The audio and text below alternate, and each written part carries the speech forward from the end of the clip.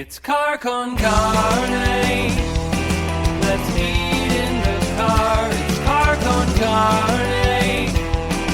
And now here's the star of our show, James VanOsdol.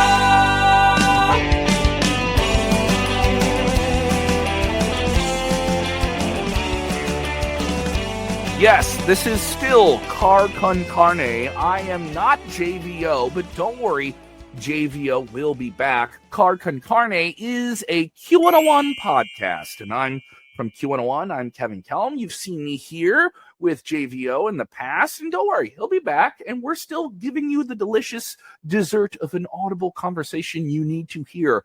Greg Prato, a great prolific rock writer. You've seen his work in Rolling Stone. He has a new book, Alternative for the Masses. We'll talk about the alternative rock boom of the 90s and many different characters and players within it. But Car Con Carne is sponsored by Easy Automation. If you're looking to transform your home, your office, your business into a smart, seamlessly connected space, Easy Automation is the way to do it. They deliver custom automation solutions for you, tailored to your lifestyle. Their expert team designs, installs personalized systems from lighting to climate control to audiovisual distribution to robust Wi-Fi networks, all managed through an intuitive app on your favorite device.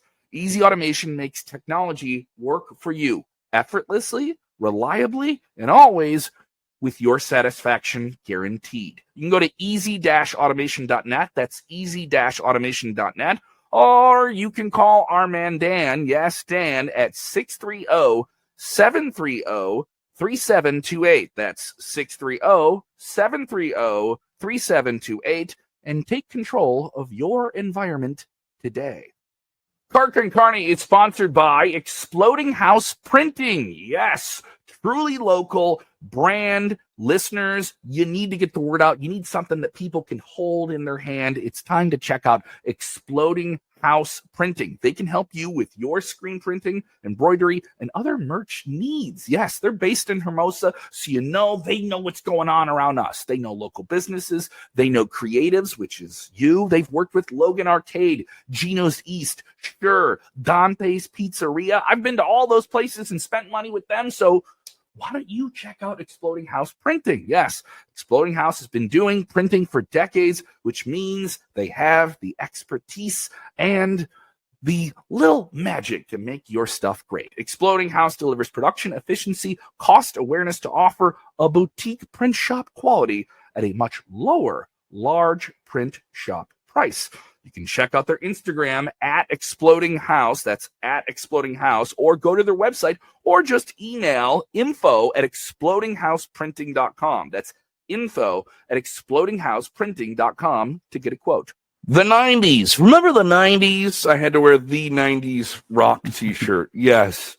Yes, the book is called Alternative for the Masses. Greg Prato.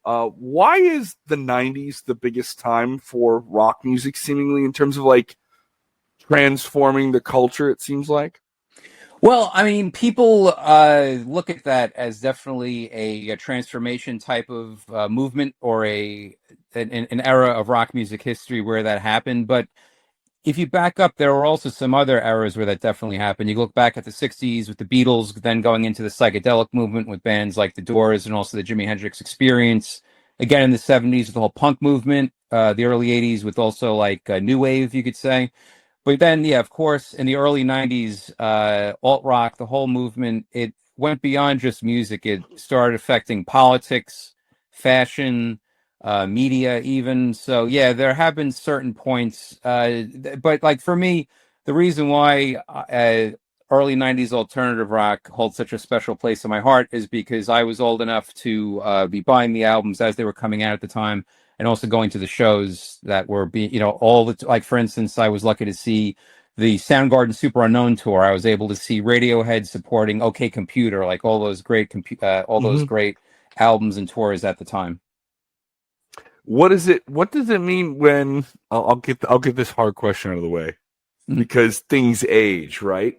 But there is something to be said with that music. Oh, it's aging pretty well. You know what I mean? Like, there's nothing about it that doesn't feel like 60s stuff. You can hear it. That's a 60s rock song. That's an 80s rock song. You can hear that sheen of the big, warped out the Bob Rock drums. Yeah. Like, you can hear that sound. Whereas with the 90s sound, like, it's of the 90s, but it does have a sense that it's not losing its luster. And we're, over 30 years removed from some of these songs that came out. Yeah. But then you have now what, 2-3 generations of people developing this. Like, you had Nirvana songs going viral for, Gen Z kids recently. Yeah. Well, the thing, and I talk about this in the book, are the production and just the sonics of a lot of those early to mid 90s alternative rock bands. It's timeless because, like you were just saying, it did not reflect the late 80s highly studio enhanced sound productions like the Def Leppard type sound, or the sound, like there was a famous drum sound where it was a bass drum that sounded like a cannon going off. It was a very reverb sound, which is very, very dated sounding when you listen back to some of those albums. But what was so great about the early 90s alternative rock in particular are producers like Steve Albini, Butch Vig, and a gentleman named Paul Q. Calderi. What they did with their productions is it was more a throwback to the 70s, where it was really just the sound of a band playing live in a room, like I'm thinking about such albums as Physical Graffiti from the band Led Zeppelin, Nevermind the Bollocks from Sex Pistols, Rock and Roll Over by the band Kiss, like where it was more of a live sound. It wasn't a studio enhanced sound. You brought up Steve Albini. He is someone that has Illinois, Chicago rock roots. Probably less than 2 miles is where he recorded some of those big records away from me. And he of course produced, the record of the 90s, with Nirvana. Tell me about this. Why is he such a great representative of the time? Because he's so genuine, such a representative, just smart ass. Like, no, we're doing it this way. Where that almost was, he was genuine counterculture while also being a part of some of these like seismically like different things at the back end of it, not the front end of it. Right. Well, yeah, no, Steve Albini, like I was saying, him and also Butch Vig. Just the whole 70s thing, it was, because one thing I just want to say, too, about Steve Albini is it's actually kind of sad. To the best of my knowledge, I believe he gave me one of his last major phone interviews because I called him when I was doing this book. And I just happened to, from a tip, was told, yeah, just call him at his studio. He'll pick up. You could see if he wants to do the interview or not.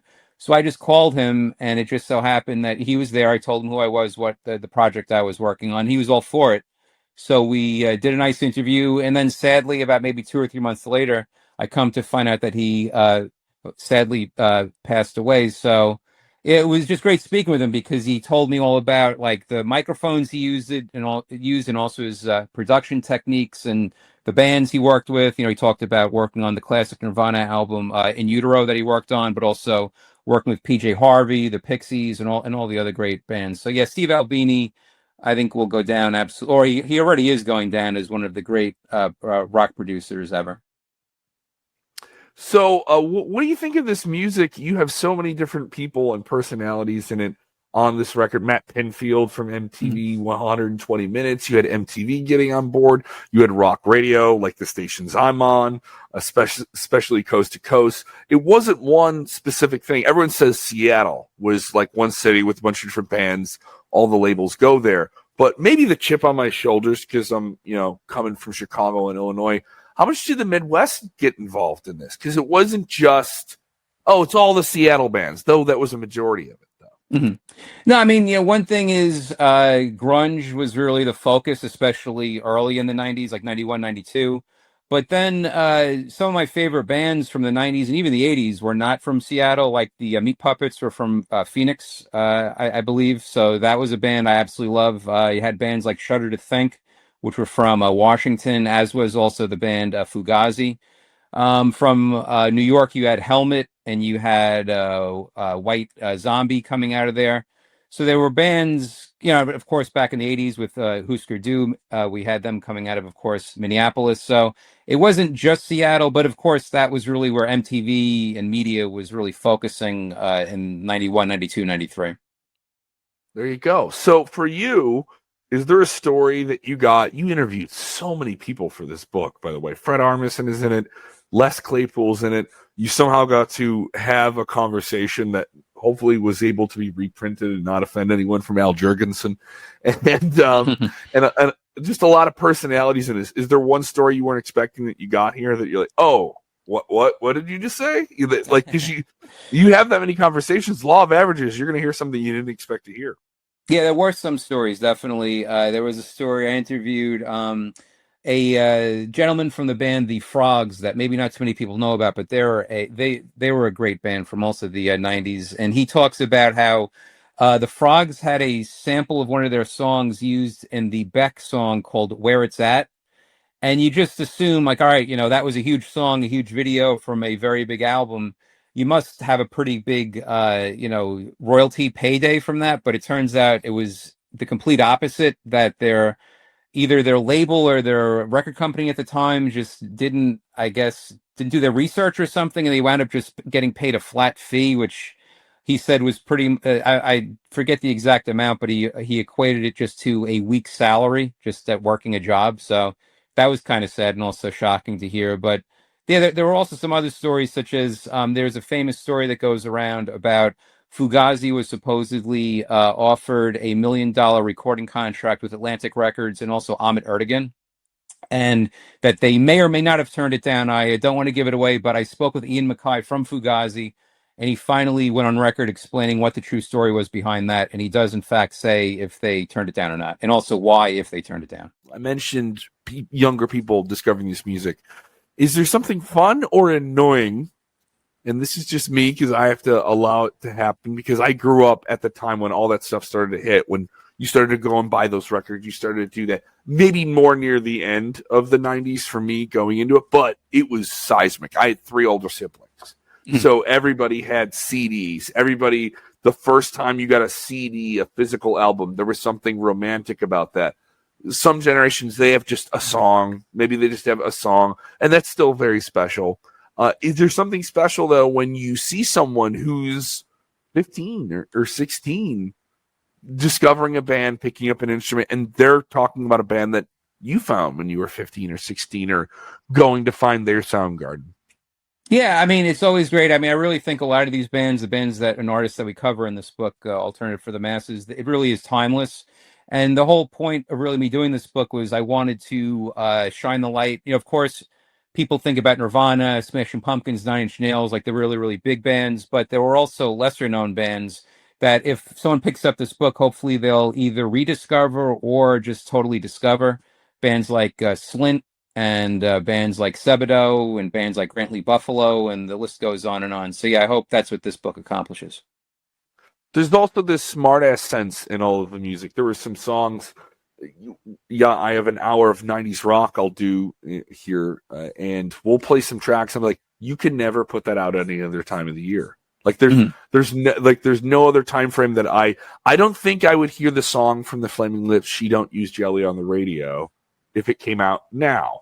I think you would hear it if it came out when it came out. You know what I mean? I don't think Weezer could come out now and be Weezer. There's something is there something to be said for there was just a general zeitgeist? I'll use a word I heard once in Rolling Stone, like I do in conversation. What do you think of that smart ass sense of humor that kind of underlined all of it at the same time? Well, you brought up a very good point, which is it really all has to do with timing and like when an album comes out. Like, for instance, I don't think Nirvana Nevermind would have hit the way it did if it came out in 1987 at the height of like Def Leppard Hysteria type productions and things like that.